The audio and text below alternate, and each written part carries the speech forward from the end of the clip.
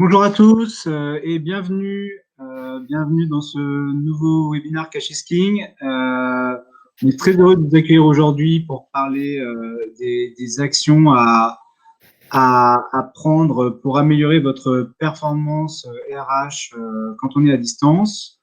On a le plaisir d'accueillir aujourd'hui Jessica Dornicard et Judith de Vivi qui vont vous parler de ce sujet-là.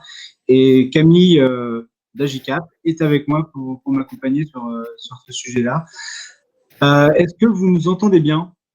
Le check du son et de l'image. Vous pouvez me répondre sur le chat. Oui, très bien. Parfait. Vous pouvez également faire le test, Judith, Camille et Jessica.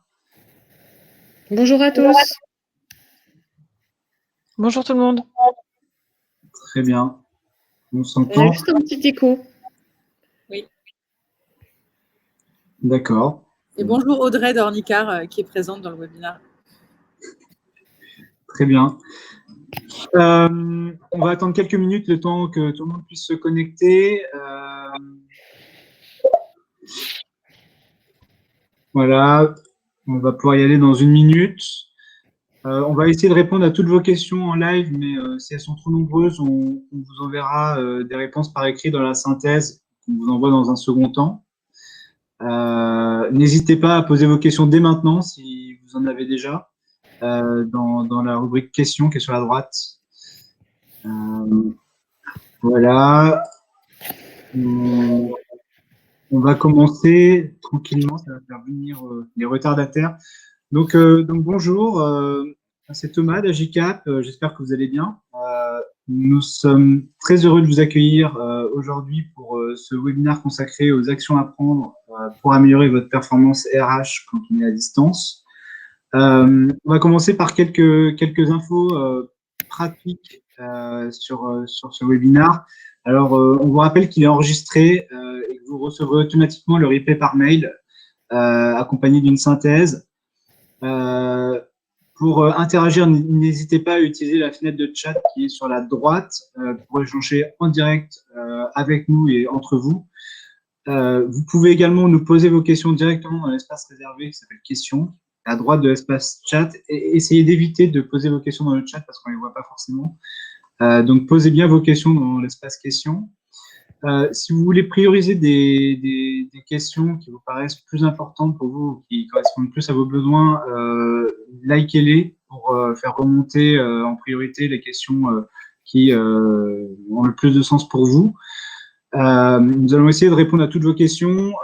Celles auxquelles nous n'aurions pas le temps de répondre, nous y répondrons par écrit. Voilà. Alors, ce webinaire est organisé par Agicap. Juste un petit mot pour ceux qui ne connaissent pas Agicap. Agicap, c'est un outil d'aide à la décision pour les dirigeants et DAF de TPE, PME. Il vous permet de gagner du temps et il vous permet de gagner en efficacité en permettant de suivre votre trésorerie en temps réel, de réaliser des prévisionnels et de faciliter le reporting et la collaboration entre les équipes. Donc, il s'intègre nativement avec vos outils de facturation et il permet également de personnaliser des scénarios. Aujourd'hui, on a plus de 3000 clients en France et également en Allemagne. Et si vous voulez en savoir plus sur Agicap, je vous invite à visiter notre site agicap.com. Alors, on a perdu la presse. Ah si, voilà. Un petit mot également sur Cachisking. Cachisking, c'est la communauté de dirigeants de TPE, PME que nous avons créée chez Agicap lors du premier confinement. C'est une communauté ouverte, c'est une communauté d'entraide. Les autres membres de la communauté sont là pour vous apporter des solutions pratiques et spécifiques que l'on ne retrouve pas forcément dans les médias classiques et chacun partage son expérience, ce qui vous aide à prendre les bonnes décisions. Voilà, c'est gratuit. Nous avons un compte Slack et vous pouvez vous inscrire au lien qui est actuellement à l'écran. Vous pouvez également nous rejoindre sur notre page LinkedIn. Voilà. Via Cachisking et via notre site, vous avez également un espace de ressources sur lequel vous retrouverez tous nos webinaires et toutes nos ressources, livres blancs, qui vous permettent d'avoir des infos sur les bonnes pratiques à à la fois en termes de trésorerie, de pilotage du cash et de pilotage financier. Et maintenant, je vais laisser la parole à nos invités pour vous laisser le temps de vous présenter, Judith, Jessica et Camille également, pour ceux qui ne te connaissent pas. À vous. Bah, je vais commencer du coup. Tu m'as cité en premier, donc je prends la parole. Bonjour à tous, donc moi je suis Judith, je suis talent manager chez OBB. On est une start-up, on peut dire start-up, en tout cas une TPE, surtout un studio de jeux vidéo sur mobile. Et ça fait 3 ans que j'évolue dans l'écosystème start-up sur différents postes. Voilà pour moi. Et je suis ravie d'être là. Merci pour l'invitation, Thomas et Agicap. Merci à toi d'avoir accepté. Jessica? Eh ben, je peux y aller. Alors, bonjour à tous, moi je suis Jessica, je viens d'arriver chez Ornicar, ça fait 3 semaines que je suis la DRH d'Ornicar, qui est, comme beaucoup de monde connaît, le leader de l'auto-école en ligne, mais également depuis quelques mois on fait de l'assurance jeunes conducteurs. On est 120 collaborateurs en France et un petit peu en Espagne, et ça fait un petit peu comme Judith, on évolue dans le même cercle de start-up tech depuis, moi ça fait depuis environ 5 ans. Bonjour à tous, donc moi Camille, je suis la DRH d'Agicap, je suis arrivée il y a maintenant presque 2 mois au sein d'Agicap et c'est donc avec plaisir que je co-animerai ce webinaire avec Thomas. Super, donc je vous propose de commencer. Ce qu'on vous propose aujourd'hui, c'est d'abord de prendre la parole et de vous donner des enseignements clés qu'ont Judith et Jessica sur les outils et sur les manières d'améliorer sa performance RH à distance. Et on répondra à vos questions dans un second temps, une fois qu'on aura exposé ces différents enseignements. Donc, on va d'abord regarder comment on peut faire pour améliorer la communication interne et la collaboration entre les employés. Dans un second temps, on va se poser la question de la formation à distance. On va regarder également les enjeux de pilotage de la donnée RH. Et enfin, on regardera les manières d'optimiser les process administratifs et RH et qui sont actuellement assez critiques dans un pilotage à distance. Voilà. Donc, sur le premier sujet, Jessica, toi, quels sont tes différents les différentes clés, les différents enseignements que tu peux avoir pour améliorer sa communication interne au sein d'une entreprise, de TPE, PME? Qu'est-ce que vous avez mis en place? Qu'est-ce que tu as mis en place auparavant? Qu'est-ce que vous avez mis en place chez Ornicar? Alors du coup, c'est moi la première. J'ai été tirée au sort. Alors, chez Ornicar, ce qui est intéressant, alors du coup, c'est pas du tout mon fait, donc je prends pas le mérite. Mais effectivement, même avant le confinement, il y avait déjà eu pas mal de choses de faites pour assurer qu'on ait une bonne base de connaissances qui aidait à la communication interne. Donc, on avait bien sûr les outils comme Slack, donc ça, côté messagerie instantanée, c'était bon. Mais l'outil qui est extrêmement utilisé chez Ornicar, c'est Confluence, qui est un petit peu comme des outils comme Notion, comme Slide aussi. C'est des outils c'est un peu comme une base de connaissances en fait interne. Tout le monde peut contribuer. C'est pas du tout un outil uniquement RH. Et on va aussi bien trouver le process commercial, on va trouver le process d'arrivée, mais on va aussi faire nos comptes rendus de réunion, on va les faire dedans.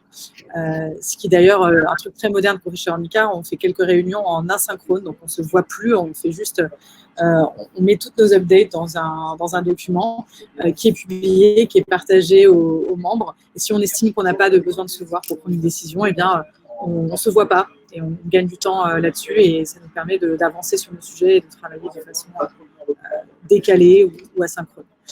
Ce qu'il y a sur la slide qui est intéressant, Je pense que les outils de visio, un bon outil de visio qui marche très bien, c'est hyper important parce qu'on parle beaucoup de communication à distance. Le fait de se voir en face à face, pour moi, c'est crucial. C'est ce qui va vraiment aider à la communication interne. Tous les outils classiques de journaux internes, de newsletters, c'est hyper intéressant, mais on ne remplacera pas ça, pas le lien humain. Et ça, il faut le faire avec des outils qui marchent bien, donc, qui sont stables, qui fonctionnent bien. Il ne faut pas hésiter à bien mettre sa caméra. C'est un détail, mais dans nos guidelines, c'est ce qu'on donne un petit peu aux gens, parce qu'on peut se sentir très vite isolé, je trouve. Je ne sais pas si j'ai répondu à ta question, mais moi, ce qui m'a marqué, en tout cas, c'est cette notion d'écrit chez Hornicar que peut-être j'ai rarement vu avant, parce que l'avantage d'un outil dynamique comme Confluence ou Notion, ou Slide c'est français pour info, ça n'a pas un nom français, mais ça l'est, c'est que c'est totalement collaboratif. Et ça peut être mis à jour en permanence. Donc, ce n'est pas comme un livret d'accueil, par exemple, qui est imprimé et qui a tendance à être vite obsolète, en fait. Ok. Et du côté d'Obibi, quels sont les outils qu'on utilise, Judith? Alors nous, on est une petite structure, on est une quarantaine. Et le gros enjeu là sur ce confinement, ça a été notamment de maintenir la cohésion interne avec une communication régulière. C'était moins le côté de partage de connaissances que vient d'évoquer Jessica, mais du coup ma réponse sera assez complémentaire.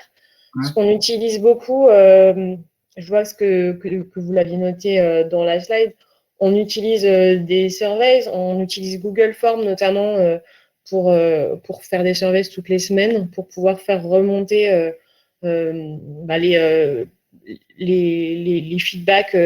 Moi, je change le questionnaire en fait chaque semaine. C'est pas un questionnaire qui est le même à chaque fois. La seule question qui revient, c'est quelle est ton humeur. Alors, c'est en anglais, donc je traduis un petit peu, mais quelle est ton humeur de 1 à 5? C'est la seule question qui reste la même. Le reste, ça change en fait en fonction de l'actualité. Par exemple, je l'envoie tous les jeudis. Et aujourd'hui, j'ai posé une question sur l'initiative Mocha Care qu'on a mis en place. Je ne sais pas si vous connaissez, c'est une plateforme de bien-être pour les collaborateurs qui leur propose à la fois un accompagnement individuel avec des coachs et des thérapeutes et des sessions collectives sur la gestion des émotions, sur la gestion du stress, etc. Donc, on a mis ça en place la semaine dernière. Donc là, je leur demande ce qu'ils pensent de l'initiative et de donner un feedback s'ils ont des questions dessus. Donc voilà, et ça marche super bien. Enfin, je sais que chez nous, tout le monde participe et répond bien aux questions et attend l'arrivée du Google Form. Et je demande à chaque fois d'envoyer un super like à quelqu'un de l'équipe, une ou plusieurs personnes en fait. Et ça, c'est un petit truc, mais ça a fait beaucoup de bien aussi aux équipes parce que du coup, je le fais individuellement, j'envoie des petits messages aux uns et aux autres en disant « t'as eu un super like d'un tel, t'as eu un super like d'un tel ». Alors, c'est aussi possible parce qu'on a une petite structure, hein, on ne va pas se mentir. Donc, je n'ai pas automatisé ça, mais ça fait beaucoup de bien. Après, on a pas mal d'onboarding actuellement. Je vois outils d'intégration aussi dans la slide. Donc, parce qu'on grossit, donc on accueille des nouvelles personnes. Donc, l'enjeu, ça a été aussi l'onboarding à distance. Là, on a mis en place des pratiques qu'on a en fait d'habitude en présentiel, mais là, on l'a fait à distance. Par exemple, le déjeuner d'accueil. Le déjeuner d'accueil, on le fait à distance sur Google Meet. On envoie en fait à l'équipe des petites box, par exemple par Frishti ou autre, hein, en fonction de ce qu'ils ont envie. Comme ça, tout le monde a son déjeuner qui reçoit chez lui ou chez elle, et ça fait plaisir. Et ils ont leur déjeuner par Google Meet. Donc ça fait plaisir à tout le monde. C'est des petites choses qu'on met en place. Et puis après, on met en place des présentations d'équipe, pareil, par Google Meet. On utilise beaucoup ces outils-là, hein, les outils assez classiques, Google Meet, Slack énormément, les outils de la suite Google énormément. Et puis, les comptes rendus de réunion, tout ça, nous, on le fait en fonction des équipes. On le fait sur des outils de la suite Google. Moi, par exemple, un Google Doc qui est updaté chaque semaine sur une réunion d'équipe. Voilà. Je ne sais pas si ça répond aux questions. N'hésitez pas à poser des questions d'ailleurs sur le chat. Oui, n'hésitez pas à poser des questions en direct sur le chat. Et dans l'espace questions qui est sur la droite également. Ok. Donc, pour se lancer, quand on n'est pas forcément très digital au départ, le mieux, c'est quoi? C'est C'est la suite Google, c'est Slack. Quels sont les outils que vous conseillez au départ, les outils les immanquables, les incontournables? Après, je vais prendre la parole, puis après je te laisserai, Jessica, mais c'est vrai que je trouve que c'est les indispensables et assez simples d'utilisation finalement. La suite Google, quand on connaît Office, on n'est pas perdu. Enfin, c'est la même chose en réalité, sauf que ce qui est sympa, c'est qu'on peut vraiment le partager, le mettre et c'est mis à jour en temps réel auprès de tout le monde. On n'est pas obligé de se les envoyer, etc. Et puis ensuite, Slack, ben oui, c'est l'outil de communication instantanée de référence qui permet de faire plein de petites choses, qui permet de faire des petits sondages au sein de l'application même. Donc, pareil, c'est super utile. Il y a tout un tas de fonctionnalités de Slack qui sont super sympas et qui permettent de créer, je trouve, une bonne communication. Puis après, ben voilà, nous on utilise Google Meet pour notre outil de visio, mais parce qu'on est sur Google, mais il y en a d'autres qui sont tout aussi bien, j'imagine. Zoom est très très bien. Livestorm, vous l'utilisez, mais c'est plus pour le coup pour du webinar. Mais au quotidien, je pense que Zoom et Google Meet, c'est très bien. Oui, tout à fait. Je peux rebondir rapidement sur ce que tu viens de dire, Judith. Slack, je pense que c'est un coup à prendre hein, parce que c'est assez différent de mail. Mais ce qui est bien quand on a Slack, c'est qu'on arrête de s'envoyer des mails pour rien en fait. Donc on a une boîte mail qui s'allège, ça fait du bien et en tout cas, on a fait cette pratique-là, nous, chez Omcar, où on a quasiment pas de mail interne. Donc, tous les mails qu'on a, c'est uniquement sur de l'externe. Donc, c'est vrai que c'est assez agréable. Et ce qui peut être sympa dans Slack, c'est clairement un outil de travail. On peut connecter des applications comme, par exemple, Google Meet, Google Calendar. Donc, on a les notifications d'autres applications qui arrivent dans Slack.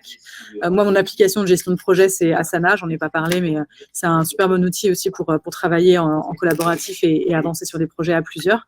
Puis, en fait, mes notifications, s'il y a un nouveau projet qui est ajouté ou un avancement, ça arrive dans Slack. Donc, c'est un outil qui vraiment agrège beaucoup de choses et tout en étant assez sympa, assez visuellement agréable, où on peut faire des canaux différents, on peut faire des canaux un peu sympas. Là, j'ai discuté avec une amie qui travaille en remote et qui m'expliquait que dans sa structure, ils avaient des canaux Ask Me Anything, donc demandez-moi n'importe quoi. Donc ça, c'est clairement des canaux un peu sympas, un peu personnel en fait pour les échanges entre salariés.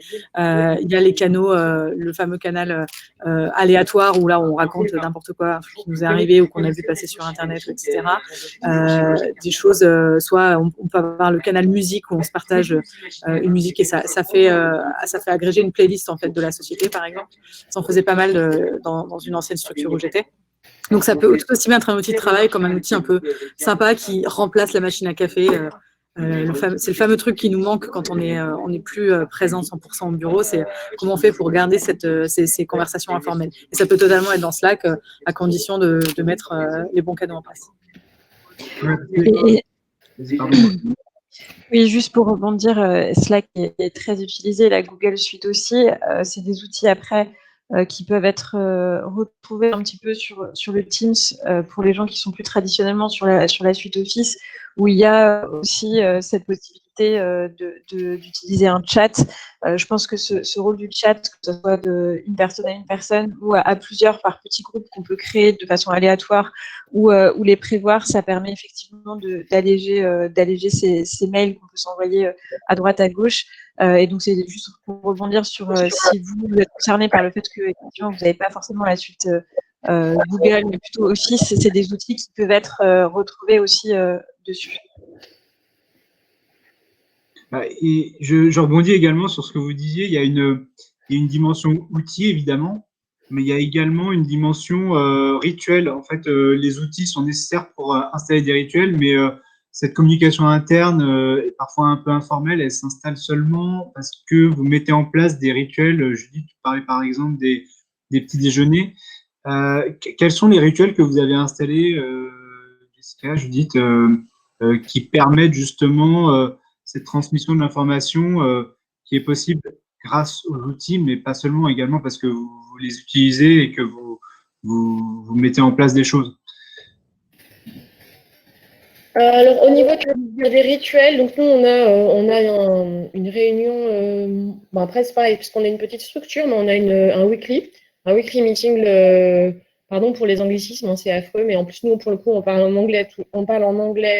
C'est la langue officielle au sein du studio, c'est l'anglais, puisqu'on a des collaborateurs qui ne parlent pas français. Donc, on a des weekly meetings le vendredi. Et c'est assez marrant parce que c'est la première boîte où je trouve que les gens interagissent énormément en weekly meeting, notamment dans le chat, ils posent des questions, ils s'applaudissent. C'est peut-être le côté aussi jeux vidéo, où justement il y a beaucoup de communautés dans la pratique du jeu vidéo, et donc ils le font naturellement. Et du coup, là, ils continuent à le faire au sein du studio.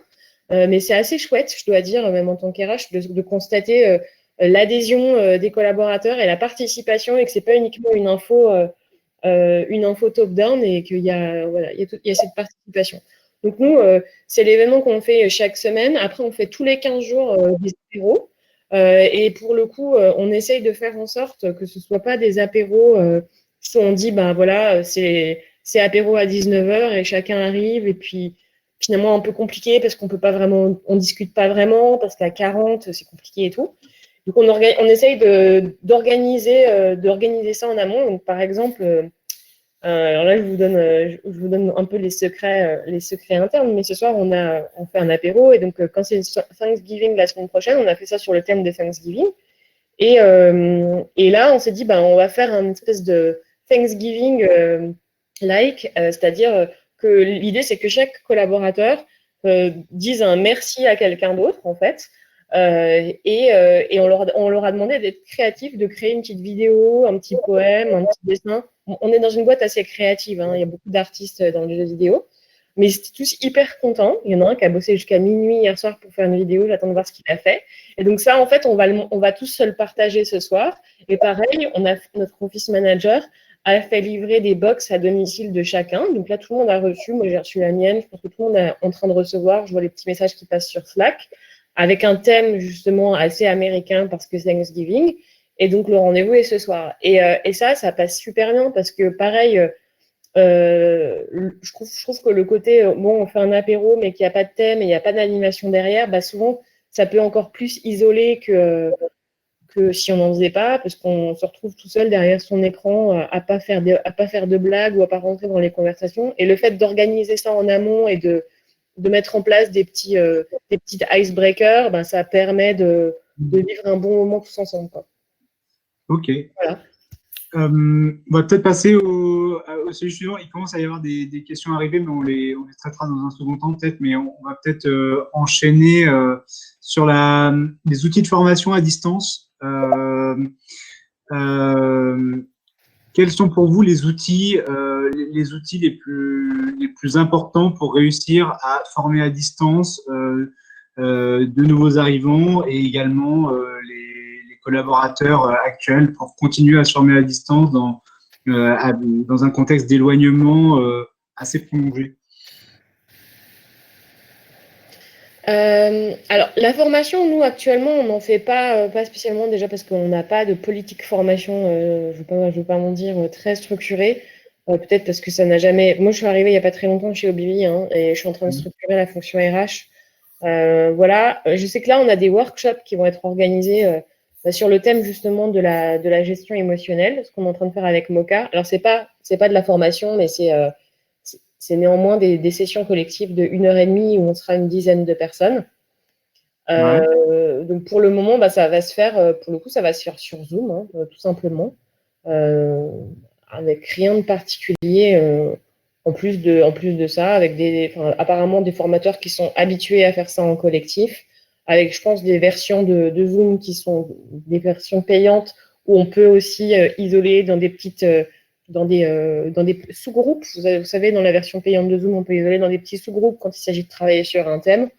Et nous, on a des geeks, hein, donc ils sont habitués à travailler comme ça, donc ça pose pas de problème. Voilà. Je suis désolée, du coup, j'ai bougé, mais je crois que c'est encore pire parce qu'il y a des travaux. Je ne sais pas si on m'entend bien. Ça va? On t'entend bien. Ok, super.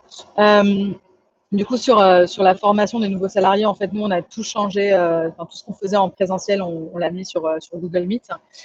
Et pour prendre le sujet vraiment de la formation plus continue, ce qui a été vraiment positif malgré tout dans cette crise, c'est énormément de structures qui se sont digitalisées et qui ont mis leur contenu et leur formation accessible en ligne, y compris pour les formations soft skills, comme par exemple formation manager, etc. Je vois que vous avez mentionné Up Together. C'est effectivement ce sont des entrepreneurs en fait qui ont monté des ateliers de co-développement. On les a utilisés dans ma précédente entreprise et je sais que les managers en sont très contents. Move One aussi, c'est du coaching digital, donc c'est vraiment la même chose qu'un coaching classique, mais on a l'avantage d'avoir accès à un pool de coachs, je crois qu'ils en ont plus de 200 dans le monde, et d'avoir vraiment des gens qui nous correspondent et de ne plus avoir la contrainte de se voir en présentiel. Et il y a des catalogues vraiment très intéressants. Uno aussi, qui est assez actif sur le sujet, qui en plus, leur job, c'était initialement de toute façon de faire de la formation digitalisée. Donc, ils ont été vraiment, je pense, les plus visibles pendant ces temps de confinement pour se former en ligne. Et attention, c'est pas de l'e-learning comme on peut s'imaginer, peut-être pas forcément très efficace, où on est tout seul dans son coin. Il y a vraiment de plus en plus des formations qui se font donc à distance, mais en petits groupes, avec des outils comme Zoom, avec Klaxoon, qui est en fait un outil collaboratif où on peut brainstormer à plusieurs. Et donc, ça reste quelque chose de très, très animé, très agréable à faire et quasiment aussi bien que si on se voyait en vrai. Et peut-être aussi pour encourager les entrepreneurs à se lancer et à former leurs collaborateurs, il y a un dispositif qui est financé par l'État aujourd'hui qui s'appelle le Fonds national, le FNE, Fonds national de l'enseignement, il me semble. Et c'est plusieurs millions d'euros qui ont été alloués à cela. Donc, dès qu'on est une entreprise en activité partielle, eh bien, on peut bénéficier de ce type de formation. Aujourd'hui, c'est un petit peu, il y a un petit peu plafonné. Donc, je crois que c'est 6 000 euros par salarié, il me semble, mais c'est quand même pas négligeable. Voilà, dans la précédente entreprise, on avait réussi à financer environ 15 000 euros sur un mois de confinement. On avait fait 15 000 euros de formation qu'on n'aurait pas forcément financé autrement. Je vous interromps juste 2 secondes. Comme je vous avais prévenu, j'ai une livraison, donc j'arrive tout de suite. C'est les joies du direct et les joies du remote. J'arrive tout de suite.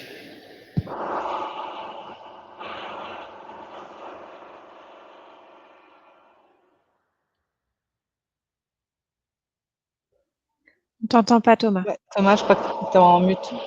Pardon. C'est ce que je rebondis sur ce que tu disais, Jessica. C'est hyper important de le faire maintenant parce qu'en termes de timing, si on a des collaborateurs qui ne peuvent pas travailler ou qui peuvent travailler seulement de manière dégradée, c'est vraiment le moment de se former et de profiter de ce type de dispositif. Oui, totalement. Et en fait, vraiment, nous, on en a profité parce qu'on s'est dit, dans mon ancienne entreprise, non seulement on a du temps, on a des aides de l'État, il faut y aller.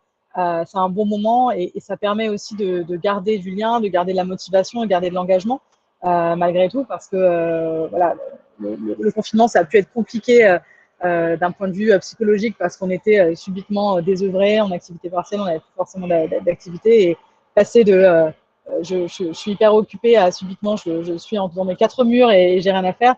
Je trouve qu'au contraire, c'est un très bon moment pour apprendre peut-être des choses qu'on avait repoussées depuis longtemps. Moi, je me suis mise à l'italien, par exemple. Voilà. Donc, je me suis engagée là-dedans et je ne l'aurais pas forcément fait. C'est un truc que je repoussais depuis des années. Et Up Together, notamment, ça a été vraiment super bénéfique pour nos managers qui n'avaient jamais eu vraiment de formation au management. Et je sais que voilà, ça a commencé, il y a eu une promo qui s'est faite en septembre. Et accessoirement, j'ai appris qu'ils offraient à nouveau de leurs prestations. Donc, pour les 3 prochains mois, si on s'inscrit chez Up Together, on peut bénéficier de co-développement. L'intérêt, c'est que c'est du co-développement entre différentes structures.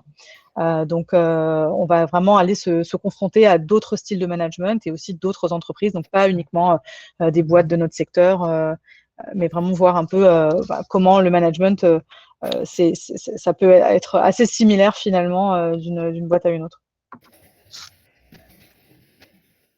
Si vous n'avez pas d'autres points sur ce sujet-là, je vous propose de passer à la suite et de passer à la data RH et aux manières qu'on a de la piloter. Alors, il y a plusieurs types de données RH, que ce soit les données de type de contrat, que ce soit la gestion des jours de congé, le pilotage à distance qu'on peut faire des données avec certains types d'outils. Quels sont les outils que vous utilisez, et Jessica, de votre côté, et quels sont pour vous les incontournables pour gérer la donnée RH de manière digitale?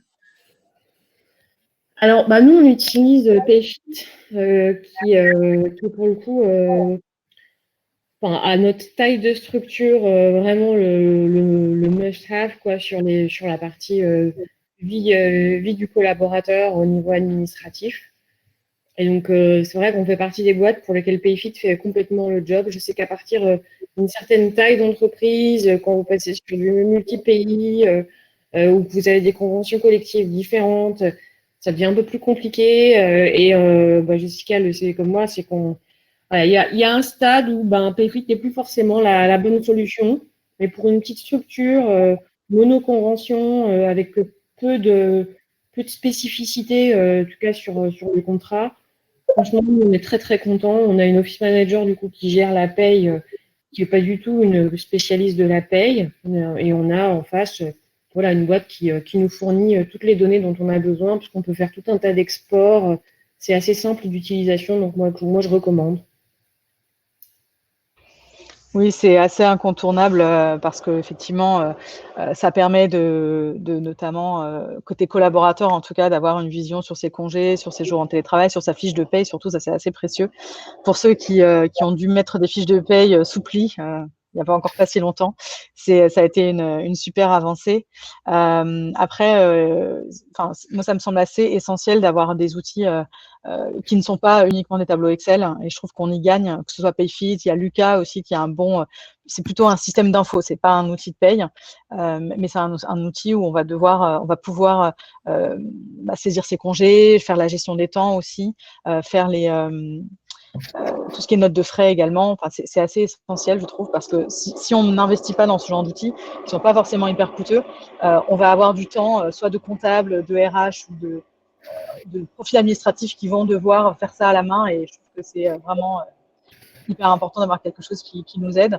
Je vois qu'il y a Bamboo aussi qui est sur la slide et qui est peut-être un peu plus international, c'est pas français, donc c'est à voir si ça correspond aux besoins. Et ouais, Lucas, moi, en fait, j'avoue, je l'ai implémenté dans 2 structures différentes. À chaque fois, je suis arrivée dans une structure et je l'ai implémenté. Et ce qui est très agréable, en fait, c'est qu'il y a plein de fonctionnalités qu'on peut empiler. Donc, au début, on peut prendre que les congés.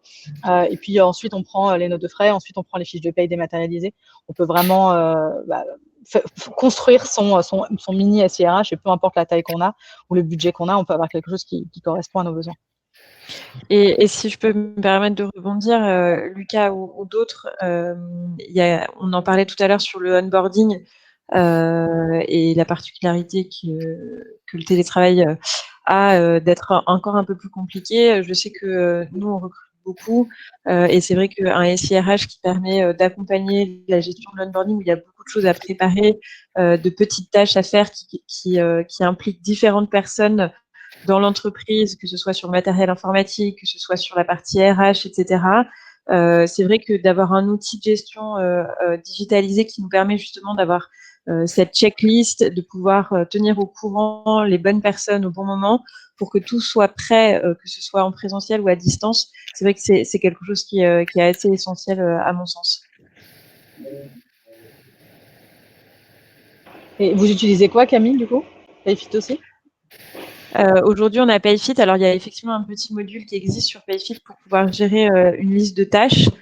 Nous, aujourd'hui, on le complète effectivement avec une partie Google Drive, et dans l'attente de mettre en place un SIRH, puisqu'on arrive au point de structure où, en passant la barre des 100 salariés, ça devient un peu compliqué d'avoir à gérer l'onboarding de entre 15 et 20 personnes par mois à la main.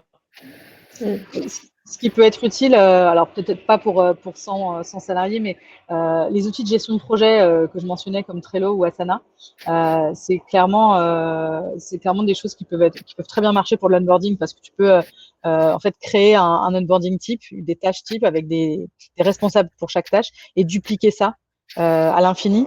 Ça peut en plus l'envoyer sur un calendrier pour être sûr qu'on rate pas les dates, etc. On t'avait perdu, Thomas. C'est bon? Oui, c'est bon. Ok. Et dans les outils comme ça, un petit peu collaboratifs, alors qui concernent les RH, mais de façon généralisée dans l'entreprise, nous, on utilise quelque chose qui s'appelle Notion, qui est un outil assez extraordinaire pour permettre de mélanger aussi bien un outil de gestion de projet qu'un intranet. Si vous n'avez pas d'intranet, c'est vraiment un outil qu'on peut construire à partir de rien. C'est une page blanche et à partir de là, vous construisez exactement ce que vous voulez dedans et vous pouvez mettre aussi bien des rappels, donner des tâches à faire à certaines personnes. Vous pouvez mettre des calendriers, gérer ça comme un Trello. Enfin, c'est vraiment un outil qui est complet et qui permet de mettre aussi bien une partie très informative, un peu comme un intranet, et être utilisé comme un gestionnaire de projet. Et c'est quelque chose qu'on utilise beaucoup chez Agicap. Ouais, c'est vrai que c'est très complet, c'est très propre, beau, fonctionnel. Il y a un petit investissement dans la mise en place et dans le coût d'apprentissage, mais c'est un outil très agréable et vraiment complet qui permet à la fois de faire du knowledge management et également de la gestion de tâches et de la répartition de tâches. Voilà, et en termes d'outils, donc je pense qu'on a fait à peu près le tour. Et il y a la question des outils pour optimiser les process administratifs et RH. Est-ce qu'il y a d'autres bonnes pratiques qui permettent d'optimiser les process pour être opérationnel à distance? On parlait notamment, par exemple, du partage. Toi, tu parlais notamment, Jessica, du partage de la culture de l'écrit qui est essentiel. Est-ce qu'il y a pas également quelque chose du domaine de la culture d'entreprise qui est complémentaire à l'implémentation d'un nouvel outil, un nouvel outil RH ou un nouvel outil de gestion de paye ou de SI RH? Alors, nous, on a ce type d'outil, mais ça n'enlève pas, on va dire, l'obligation de compléter ça par des explications en face à face. Donc, en fait, on a dans notre onboarding, dans notre process d'arrivée, on a une session qui s'appelle « Comment on travaille ?» et on a quelqu'un qui explique justement tout ça, toutes les bonnes pratiques. D'ailleurs, c'est super utile parce que notamment, tout le monde n'est pas forcément familier avec tous les outils qu'on utilise ou la façon dont on les utilise. Donc, voilà, à quoi sert Notion, à quoi sert Slack, à quel moment je vais utiliser Slack ou je vais utiliser un mail, comment ça fonctionne la gestion de la performance au sein de la société. Donc, est-ce qu'on a un système de gestion par Objective and Key Result, par exemple, trimestriel ou semestriel. Donc, tout ça, on l'explique pour que vraiment toutes les nouvelles personnes aient ces éléments. C'est tout retracé dans notre outil Confluence, qui est comme Notion, mais on passe un moment quand même en présentiel pour l'expliquer. Présentiel, je m'entends. Maintenant, c'est en visio. Mais en tout cas, on le fait pour pas que ce soit non plus trop robotisé et voilà. C'est important d'avoir ces moments-là, quoi. Si on a fait le tour de votre côté, je pense qu'on peut peut-être commencer à répondre aux questions. Alors, Aurélie nous posait la question du logiciel pour construire l'intranet. Je pense qu'on lui a répondu Notion. Il y en a d'autres. Alors, ouais, il y a Slide. Il ne faut pas oublier Slide, ouais. C'est le français quand même. Voilà, il faut en citer plusieurs parce qu'on n'est pas là pour faire de la. Nous, on utilise Confluence, qui est un peu l'ancêtre de tous. Je crois que c'est le plus ancien. Ouais. C'est le même éditeur que Jira. Donc, si vous êtes dans des boîtes où il y a des développeurs qui utilisent Jira, c'est absolument le même éditeur. L'avantage, on va dire, de ces outils-là, c'est que justement, c'est pas un intranet. Le problème de l'intranet, c'est qu'il met à jour. Et en fait, si on a été dans des grosses structures, on se rend compte que c'est toujours le le truc un peu dépassé, un peu vieillot. Et donc, l'avantage de ces outils-là, c'est que c'est complètement dynamique et que chacun a le droit et le devoir d'aller mettre à jour les éléments. Après, on peut aussi contrôler les accès et donc avoir, par exemple, des profils qui ne font que ça, de s'assurer que l'arborescence a du sens, que c'est clair, parce que c'est quand même un travail de maintenir à jour ce genre d'outils. Mais nous, on l'utilise aussi, pas juste pour de la communication, mais aussi gestion de réunion, un petit peu gestion de projet aussi, pour que tout le monde ait une vision globale de ce qu'on est en train de faire. C'est assez visuel et ça peut être utilisé. Je ne sais pas si c'était vraiment l'idée des concepteurs de Notion à la base, mais ça peut marcher comme ça aussi, en collaboratif, un peu comme un Google Doc, mais avec peut-être un truc qui est beaucoup plus publiable en l'état. Une fois qu'on l'a fait, on n'a pas besoin de le diffuser ensuite sur un Slack. Moi, je veux quand même rajouter un petit truc, c'est que moi, j'avais Notion dans ma précédente structure et je trouvais que ça marchait. En fait, ça n'avait pas tellement pris. On n'avait pas réussi en fait à intégrer vraiment Notion dans la culture de boîte. Donc, pour moi, je pense qu'il est vraiment nécessaire, si on veut en faire son outil de partage de connaissances, qu'il y ait une formation en amont sur ce sujet-là. Déjà, comment l'utiliser, parce que même si c'est assez simple, c'est pas. Enfin, moi, je sais que j'avais du mal à construire des pages au début. Donc, quand on m'avait montré, je trouvais ça finalement assez simple, mais il fallait quand même me montrer comment faire. Et puis faire attention aussi à pas trop compiler les outils à droite à gauche. Parce que nous, par exemple, dans ma précédente boîte, on avait aussi tout un tas de documents sur notre réseau partagé, enfin notre drive partagé en fait. Pareil, on avait la suite Google. Donc, on avait déjà notre drive avec un ensemble de documents, alors avec déjà une arborescence. Et donc, en fait, Notion arrivait en plus de ça.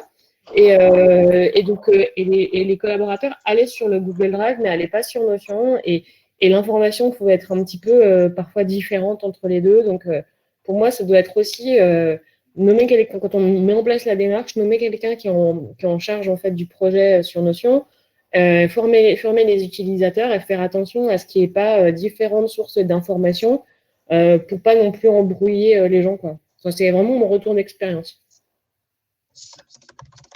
Très bien. Voilà. On avait une question concernant le Fonds national de l'enseignement. Aurélie nous dit qu'il faut avoir une autorisation d'activité partielle en cours et surtout depuis le 1er novembre. Et oui. Seuls les salariés qui sont réellement en activité partielle ont le droit de bénéficier de cette disposition. Vous confirmez? Oui, alors en fait, effectivement, c'est un truc. Ouais, nous non plus, on n'a pas d'activité partielle pour l'instant, mais c'est un truc qui n'a pas arrêté de changer. Effectivement, moi, je l'ai utilisé au mois d'avril-mai. Ça a été fortement encouragé. À l'époque, on pouvait le faire. Il suffisait d'un salarié en activité partielle pour l'utiliser pour n'importe qui. Évidemment, ça a été un petit peu restreint parce que les budgets sont pas illimités. Il y a un question-réponse qui est très bien fait. Je l'ai ajouté dans les slides. Je crois qu'on les partage après. Le question-réponse du ministère du Travail est parfait là-dessus. Il y a quelques conditions supplémentaires. Il y a notamment le plafonnement de l'aide à 6 000 €. Après, c'est quand même, ne serait-ce que pour occuper les personnes qui sont en activité partielle, ça peut être assez bénéfique. Il y a des formations, je pense aux formations soft skills, comme par exemple prise de parole en public ou des formations management qui peuvent durer une journée ou deux. Donc, ça peut coïncider avec le confinement qu'on a jusqu'au 1er décembre. D'accord. Est-ce que vous avez un retour d'expérience de Discord? Je sais que nous, on l'a utilisé de notre côté, mais je n'ai pas de retour. On l'avait chez 365 Talents, en fait. Alors, Discord, c'est un outil de gamer. Donc, Judith, je ne sais pas si vous êtes dessus, parce que ça devrait bien vous aller. Et nous, en fait, on l'utilise pour gérer la communauté, mais pas en interne. Non, du coup, non, parce que pour le coup, c'est vraiment un outil qu'on utilise à fond, mais sur la gestion de communauté. Ouais. En fait, en interne, nous, on l'a mis sur la suggestion d'un salarié qui était à fond gamer, etc. Il nous a suggéré ça et c'était pas mal parce qu'en fait, c'est uniquement visio, il y a uniquement audio. Ils ont mis de la vidéo depuis, mais à l'origine, c'était vraiment c'est un outil qui est fait pour jouer en ligne avec d'autres personnes et se parler comme si on était dans la même pièce. Et on peut faire ça avec plein de gens en même temps, etc. Je pense que ça peut soutenir des salons virtuels assez lourds, même si on est très nombreux, ça peut marcher.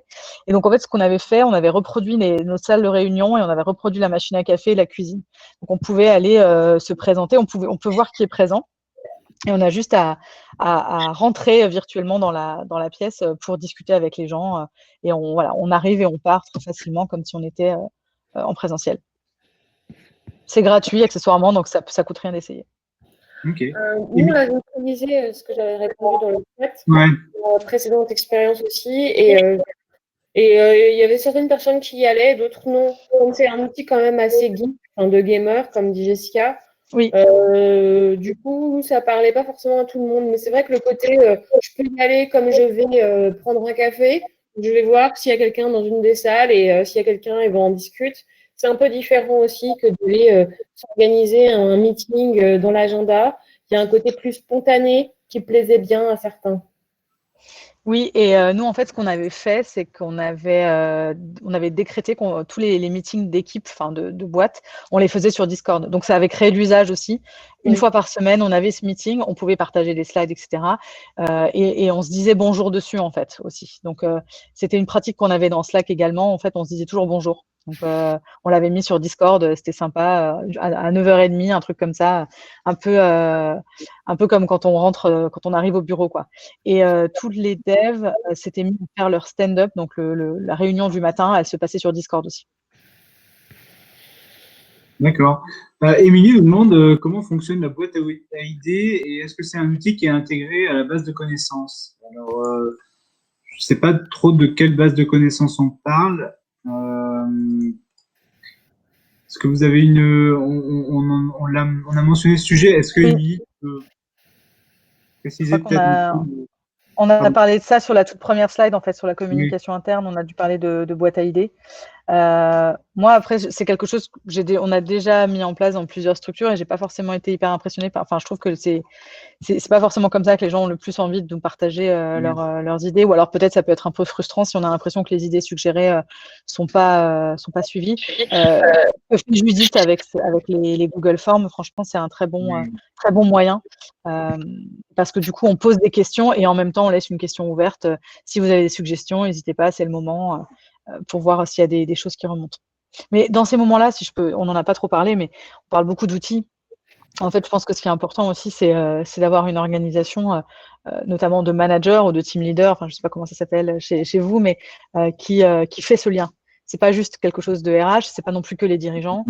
Si vous avez des chefs d'équipe, etc., enfin, ça doit être aussi ces personnes-là qui prennent le pouls, on va dire en face à face ou en visio, et pour faire ça de façon humaine et pas juste par des outils. Les outils, c'est bien aussi pour les gens qui n'arrivent pas forcément à s'exprimer ou profitent de l'anonymat aussi pour passer des messages. Mais un bon manager, pour moi, il doit être aussi capable il faut qu'il fasse en fait ce type de lien et créer ce lien-là. Donc, moi, dans mon équipe, on a mis en place des cafés matinaux. Donc, voilà, on se prend tous les 2 jours, on se prend 20 minutes pour pas du tout parler de travail, mais vraiment commencer notre journée ensemble comme si on était à côté. Ok, ça rejoint plusieurs questions qui nous ont été posées en amont et qui sont sur le slide actuel. Plusieurs questions qui ont plus trait au maintien de l'engagement des employés plutôt que à l'amélioration des process. Mais on a par exemple des questions sur la manière de maintenir engagés des collaborateurs qui ne voient plus ni leurs clients ni leurs collègues. La manière de maintenir l'engagement et l'énergie à distance et la cohésion. Donc, on y a un petit peu répondu sans y répondre. On y a répondu par les outils, mais effectivement, il y a également un enjeu de management qui va bien au-delà des outils, qui passe notamment par des rituels, mais également par une empathie un peu plus présente, beaucoup plus présente même que quand on est en présentiel. En fait, je pense que les outils sont là pour nous dégager du temps pour garder ce temps d'échange. Exactement. Ouais, pour répondre à ça, maintenir l'engagement, c'est vrai c'est un peu tout ce dont on vient de parler, notamment au début de la presse sur la com interne, ça va être les les rituels, les weeklies, ça va être l'utilisation aussi d'outils comme Discord ou autres en fonction de sa culture de boîte. Ça va être les surveys et les surveys, c'est pas juste envoyer le survey, c'est derrière si vous avez des alertes sur le survey qui remonte, passer un coup de fil à la personne ou bien essayer de comprendre ce qui se passe et essayer de trouver des solutions. Voilà, à un moment donné, l'outil vous apporte des infos, mais c'est aussi à vous en tant qu'RH, en tant que manager d'agir, quoi. Donc, il y a tout ça. Après, c'est vrai que, bon, heureusement, je pense qu'on va réussir. Apparemment, on va avoir quand même un certain nombre de bonnes nouvelles la semaine prochaine. On va commencer à avoir un petit peu le bout du tunnel de ce confinement. Mais je trouve que l'impact est quand même moins, j'ai l'impression, moins mauvais que lors du premier confinement. Voilà. On a un peu plus de visibilité aussi, on a moins, enfin on l'a déjà vécu, donc ça c'est un gros point positif et on a aussi un peu plus, personnellement chez Ornicar, on a décidé de laisser le droit de venir au bureau, donc de façon très exceptionnelle, donc ça aide aussi pour si on a besoin de voir un client, de faire un entretien physique, etc. On peut venir et ça allège un petit peu ce poids. C'est vrai que le premier confinement, on n'avait vraiment pas le droit de sortir. On était coincés chez nous. C'était la première fois qu'on faisait ça. J'ai l'impression qu'on est peut-être un peu plus armés. Je me trompais. Mais entre-temps, Judith et moi, on a changé de boîte. Donc, du coup, on repart sur des nouvelles expériences. Sur ce point de l'engagement et des rituels, on peut juste donner le témoignage qu'on a copié là sur le slide actuel de Cindy de Troopers Web Republic qu'on a trouvé assez parlant et c'est un témoignage d'époque. Ils ont mis en place un calendrier de l'Avent en ligne avec différents cadeaux et différents articles, podcasts, vidéos à découvrir tout au long de la semaine du mois de décembre. Donc voilà, le type d'initiative qui en plus est de saison, mais qui est assez sympa à mettre en place à distance et qui permet de conserver des rituels liés à la saison également. J'ai vu ça et je trouve ça super. Je l'ai envoyé à notre office manager dans la foulée, effectivement. On m'a effectivement parlé pas mal d'outils comme Donut, où il y a des choses qu'on peut mettre dans Slack justement pour favoriser ce type de lien, parce qu'effectivement les soirées ça va être un peu compliqué. Mais nous on va faire un cours de cuisine vendredi. Donc ça va être plutôt sympa. On avait fait un atelier cocktail dans ma boîte d'avant. Donc on avait la liste des choses à acheter et puis on faisait ça ensemble. Donc ce côté engagement et le côté fun qu'on peut avoir au bureau, c'est important d'arriver à le digitaliser. Et c'est faisable. C'est différent, mais c'est faisable.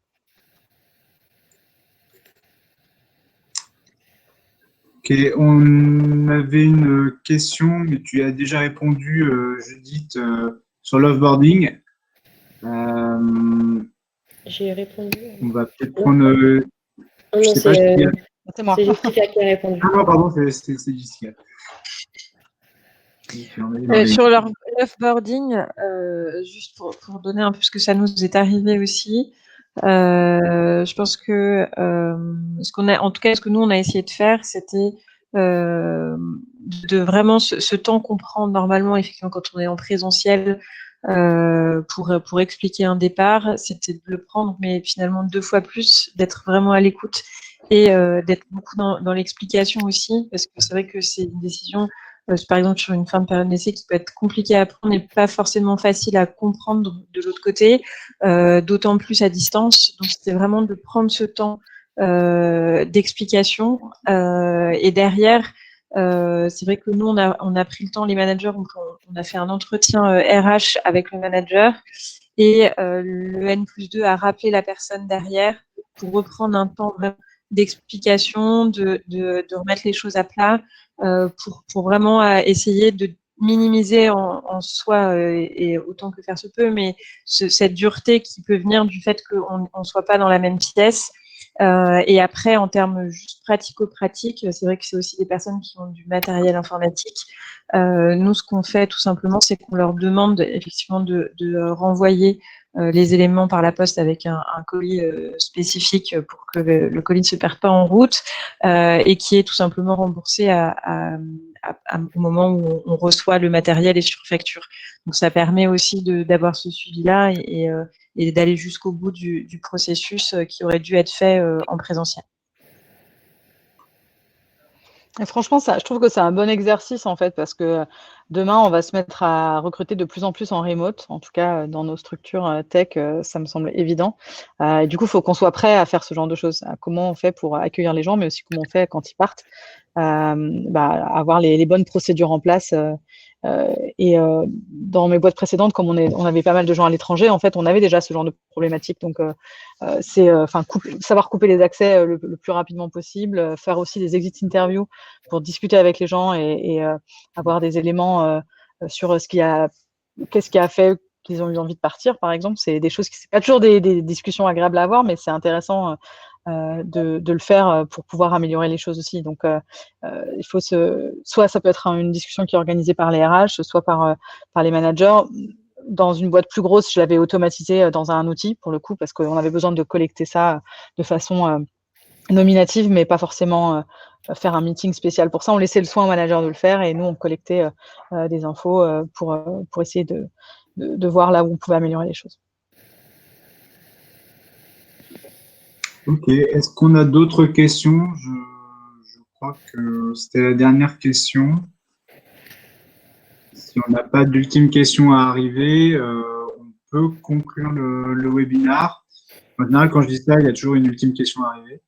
Moi, je vais devoir vous laisser de toute façon parce que j'enchaîne juste. Très bien. Écoutez, il y a plus de, on a épuisé les questions des participants. Donc, merci à tous. Merci à tous pour votre participation. Merci Jessica, merci Judith, merci Camille. On se retrouve la semaine prochaine dans un webinaire consacré à la préparation des budgets, un sujet de saison également. On vous donne rendez-vous donc la semaine prochaine. Si vous êtes intéressé par les problématiques dont on vient de parler, n'hésitez pas à prendre contact avec nous, avec Judith et Jessica également. On vous envoie le résumé de cette conversation dans la synthèse qu'on vous envoie par mail dans les prochaines heures. Merci à tous, portez-vous bien et à bientôt. Merci. Merci à tous. Au revoir. Merci, au revoir. Au revoir.